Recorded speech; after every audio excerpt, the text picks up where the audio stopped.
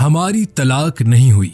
मोहब्बत में गिरफ्तार होकर इंडिया पहुंचने वाली सीमा हैदर के पाकिस्तानी शौहर ने इंडियन अदालत में मुकदमा दायर कर दिया।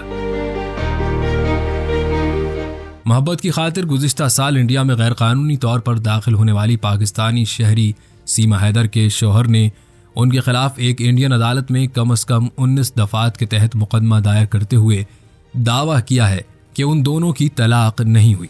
सीमा हैदर के पाकिस्तानी शौहर गुलाम हैदर ने एक इंडियन वकील के जरिए सीमा पर बेईमानी, मुजरिमाना साजिश, दो बिरादरियों के दरमियान दुश्मनी पैदा करने और इंडिया में गैर कानूनी दाखिले की दफात के तहत मुकदमा दायर किया। सीमा हैदर गुज़िश्ता साल मई में अपने 4 बच्चों के साथ नेपाल के रास्ते गैर कानूनी तरीके से इंडिया में दाखिल हुई थी और इसके बाद से दिल्ली के पड़ोसी शहर नोएडा के रिहायशी सचिन मीना के साथ रह रही हैं, जिनसे उनकी मुलाकात पबजी गेम खेलने के दौरान ऑनलाइन हुई थी। सीमा हैदर की शादी साल 2014 में जैकबाबाद के रिहायशी गुलाम हैदर से हुई थी। इस शादी से उनके 4 बच्चे हुए। बाद दोनों कराची शिफ्ट हो गए और 2019 में गुलाम हैदर काम के सिलसिले में सऊदी अरब चले गए। ये वो वक्त था जब सीमा ने सचिन मीना से बात करना शुरू की और उसका जरिया एक ऑनलाइन गेम था। इंडिया में दाखिल होने की कहानी मंजर-ए-आम पर आने के बाद इंडिया में सीमा और सचिन चंद रोज के लिए पुलिस के ज़ेर हिरासत भी रहे थे, लेकिन कुछ दिन बाद दोनों जमानत पर रिहा हो गए। गुलाम हैदर के वकील मोमिन मलिक का कहना है कि सीमा की तलाक नहीं हुई, जिसकी वजह से उनकी सचिन से शादी इंडियन कानून में नाजायज है और वो अदालत को गुमराह कर रही हैं। ताहम सीमा के वकील AP सिंह ने इस दावे से इख्तलाफ करते हुए कहा कि सीमा ने 4 साल कबल गुलाम हैदर को ज़बानी तौर पर तलाक दी थी। उन्होंने एक आलमी खबरसां इदारे से बात करते हुए बताया कि गुलाम ने उन्हें छोड़ दिया था और उसके बाद वो अपने वालिद के साथ रहती थी। वालिद की मौत के बाद सीमा का सचिन से राबता हुआ और वो इंडिया आ गई।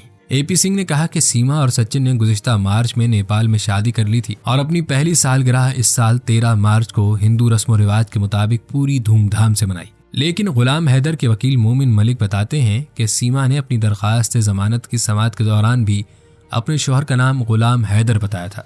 वो कहते हैं कि सीमा ने अदालत में एक हल्फनामे में भी खुद को गुलाम हैदर की बीवी के तौर पर बताया था।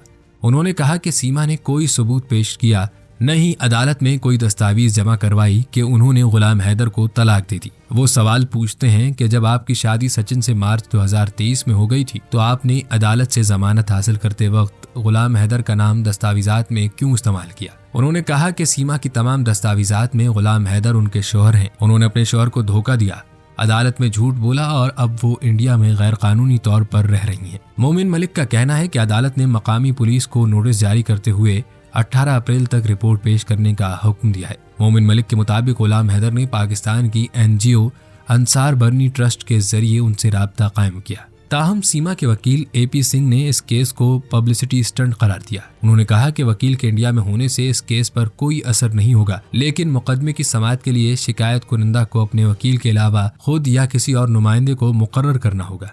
उन्होंने कहा कि सीमा इंडिया आने से पहले हिंदू मजहब इख्तियार कर चुकी थी, अपने बच्चों का नाम तब्दील कर चुकी थी और अपने पंडित की मौजूदगी में सनातन धर्म हिंदू मजहब का दूसरा नाम उसके तहत सचिन से शादी कर चुकी थी और वो अपनी जमानत की शराइत पूरी करके यहाँ रह रही हैं। इस इल्जाम पर कि सीमा ने एक इंडियन अदालत में गुलाम हैदर के नाम का इस्तेमाल अपने शौहर के तौर पर किया। AP सिंह ने टाइम्स ऑफ इंडिया को बताया कि चूंकि उस वक्त सीमा और सचिन पुलिस हिरासत में थे और सिर्फ मुल्जिम कागजी कार्रवाई का जिम्मेदार नहीं होता, पुलिस या क्लर्क ने हकायक की जांच पड़ताल के बगैर कुछ लिख दिया होगा। फौजदारी मुकदमात के वकील कर्नल सिंह का कहना है कि गुलाम हैदर का मुकदमा इंडिया की अदालतों में नहीं चलेगा। वो कहते हैं कि सीमा की शादी पाकिस्तान में एक पाकिस्तानी शहरी से हुई थी। पाकिस्तान में जो कुछ हुआ उस पर इंडियन अदालतों का दायरा इख्तियार नहीं। वो कहते हैं कि दोनों सीमा और गुलाम हैदर पाकिस्तानी शहरी हैं और पाकिस्तानी या इंडियन शहरी सिर्फ अपने मुल्कों में मुकदमा दायर कर सकते हैं, न कि एक दूसरे के मुल्क में। दोस्तों, अब देखना यह है कि इंडियन अदालत इस मुकदमे का फैसला किसके हक में सुनाती है।